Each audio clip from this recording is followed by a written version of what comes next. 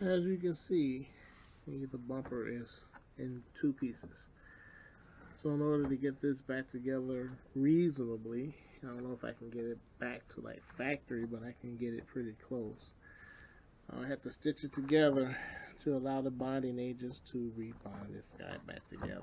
It's kind of a hot mess right now. Everything back behind here is also shattered, so that will have to be reinforced also. But in order to get that, I gotta get this at least somewhere back into the original shape so everything else behind here will line up. So to get this started, I'm going to use a paint stick. I'm going to drill 2 holes here, 2 holes here, pilot holes through the wood so it doesn't split. Come up behind this, reinforce it, then come back with the fiberglass.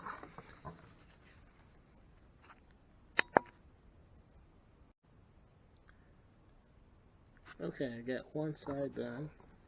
I got the stick here, secured by 2 screws. This will be filled in with filler later. The stick will probably stay permanent. I gotta make 2 holes here to line this back up to give a little bit of reinforcing as the fiberglass sets on the back side and underneath. Okay, we got all 4 screws in with the wood backing it. The screws are not going to stay, as I said before. The holes will be filled in with filler. This whole thing is either going to be painted back red, or I might just black it out. Depends on how durable and flexible this joint is after I repair it. The mixture I'm going to put in here will be flexible, but I don't know if it's going to be strong enough for you, like you bump a car or something like that, if it'll stay. It's pretty tight as it is now, so it should be nicely reinforced. It should be quite permanent. It's just whether or not I have enough paint to do this and that spoiler. I might just go ahead and order more paint. See how well it matches. Then go from there. Alright. Thanks. Bye. Okay.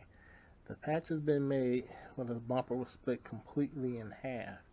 The damage is too great to get this thing back factory perfect. So I'm going to do as best I can and get this so I can just black it out. So this the mouth right here be black. We'll have a gray grill back here. I already painted the grill, or plasti-dip grill. You can kind of see the outline there.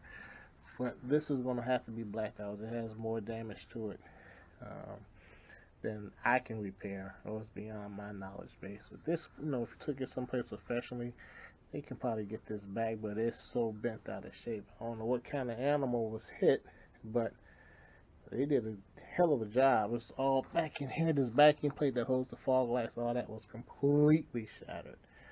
So putting that back together is a job. It will work. It won't fall apart. This is definitely solid. I was going to take the bumper off, but I figured I needed the extra support of it being on the car to get everything lined up as best I could. So we'll just go from here and see what happens. What was once 2 pieces is now 1 piece. I did paint it red just to see how close matched the paint was. It's not close at all. But I was planning on blacking this section out anyway, but at least wanted to have it looking halfway decent once it was blacked out. It kind of shows flaws once it's black. I might leave it red. I might blend it. Who knows? When I get to that point of putting this all back together, I'll make the decision. Right now, I'm more concerned with how these rims are looking. They look horrible. I might wind up either painting these, I don't know what color. I don't know. This is the next project after I get the intercooler pump going. I'll do that now. Okay, I just removed the intercooler pump out and I wired it into a battery, 12 volts, and it is not working. I'm going to give it a little tap with this famous screwdriver that some people know. And we have action. This is the original pump. It has roughly 116,000 miles on it. I think they only supposed to last around 80 and we have to replace them. But this one is original. This is the replacement pump. It is definitely not a Bosch, but it's a pump nonetheless. Should get the job done. It's basically 2 hose clamps and a wiring connection. You have to transfer over the housing and the rubber grommet that's underneath it, and put it right back in reverse. It came out.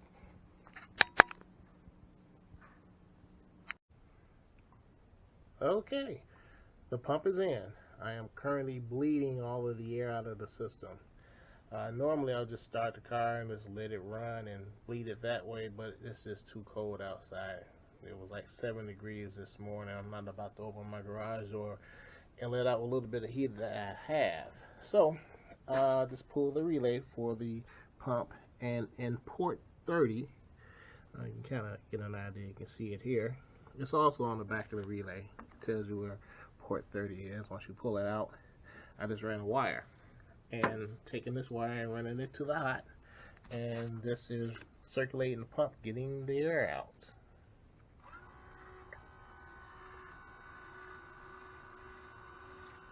There's quite a bit of air in there.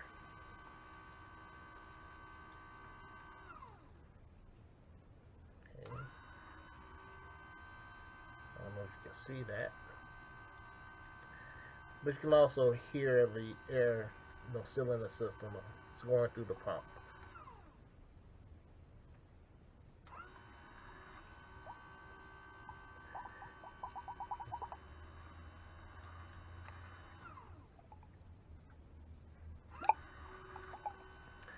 Alright, time to add some more fluid. Alright, it's time to clean the seats. You may not be able to see it, but they are stained pretty bad. Like we had a coffee spill in this one. Regardless, I got a little trick to get them cleaned. You soak them first with Awesome. Believe it or not, it's like 99 cents a bottle. This is a little bit bigger bottle, but spray that in, let it soak a while. Come back, soak it again. Mix a little bit of water with it, then extract it with a carpet cleaner. See, it's come out looking brand new.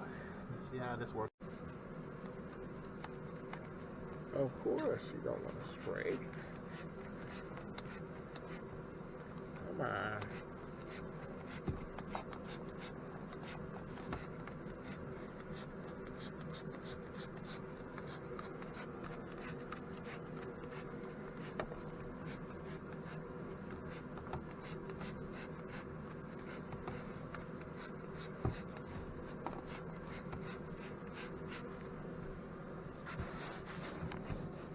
You don't have to soak them, but you want to get it into the fabric. Oh, some powerful stuff. Holy cow.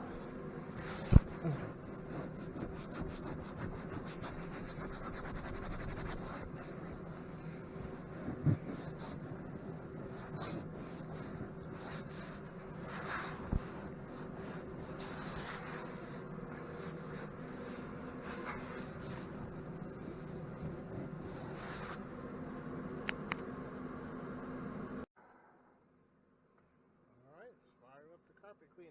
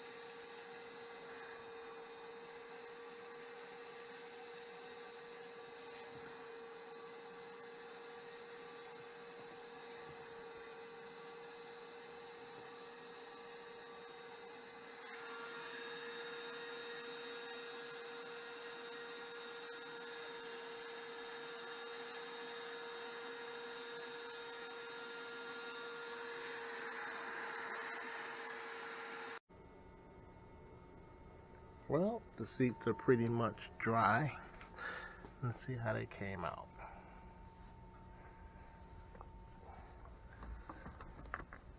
Coffee stain. It's pretty much gone.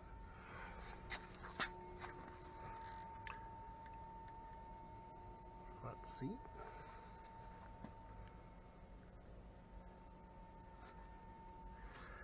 Passenger seat.